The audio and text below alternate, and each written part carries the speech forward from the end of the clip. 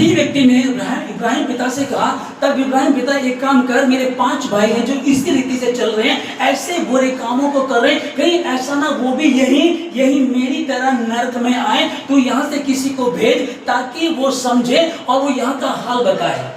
Okay, अभी क्या लिखा है कि फिर इब्राहिम पिता ने कहा कि नहीं, उनके पास तो भविष्यद्वक्ता है, भविष्यद्वक्ताओं की पुस्तकें हैं, वो उनको पढ़े, उनकी सुने, उनके अनुसार वो चलना शुरू करें। अब समझिएगा, वहाँ कुछ नहीं था, वहाँ भी कुछ नहीं था। लिखा है ये जो इब्रानियों 9:27 में यह लिखा है, मनुष्य का एक बार मरना, उसके बाद न्याय का होना फाइनल हो गया, नियुक्त कर दिया गया, कुछ भी नहीं हो सकता है। ओके, अभी लेकिन फिर क्या है, शायद ऐसा हो जाए, शायद हम कुत्ते को रोटी देंगे, शायद हम कौवे को खिलाएंगे, शायद हम चींटी को खिलाएंगे, इस तरह खिलाने शायद हमारा जो अपना जो दुनिया छोड़ करके चले गए, पिता है, माता है, भाई है, बहन है, कोई भी जो दुनिया छोड़ करके चले गए, अगर हम ऐसा करेंगे, मसीह में ऐसी कोई शिक्षा नहीं है और एक बार सुन लो, नहीं है। अभी पहला थिस्सलुनीकियों 4 अध्याय उसका 13 और 14 में यह लिखा है, हे भाइयों, हम नहीं चाहते कि तुम उनके विषय में जो सोते हैं अज्ञानी रहो, ऐसा ना हो कि तुम दूसरों के समान शोक करो जिन्हें आशा नहीं है।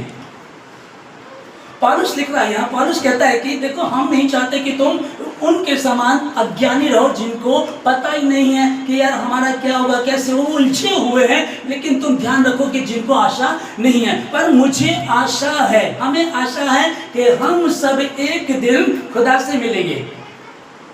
वो खुदाबंद यीशु मसीह बादलों पर सवार होकर के आएगा, और जब वो आएगा तो मुर्दे जी उठेंगे।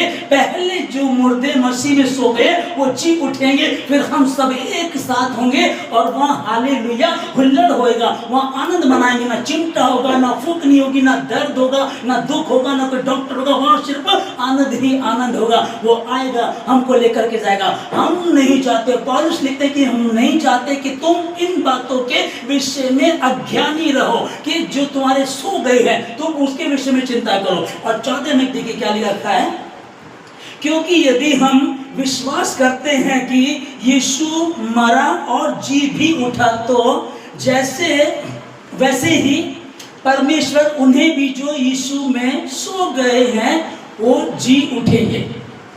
आमीन।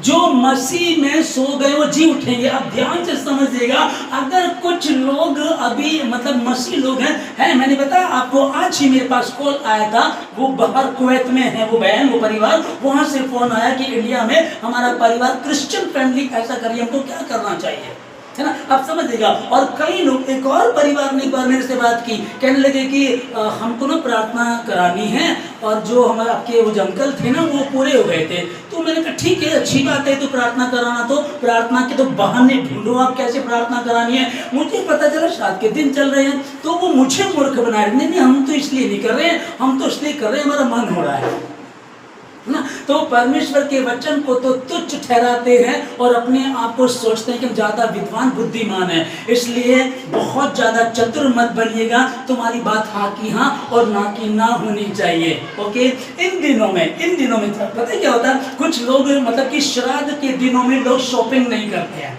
ठीक है ना।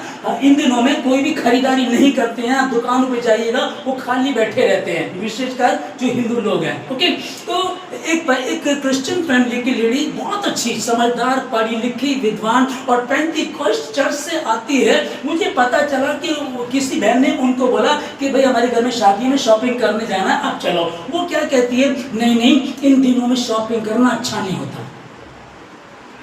मेरी प्रजा मेरे ज्ञान के न होने के कारण नाश हुई जाती है ना।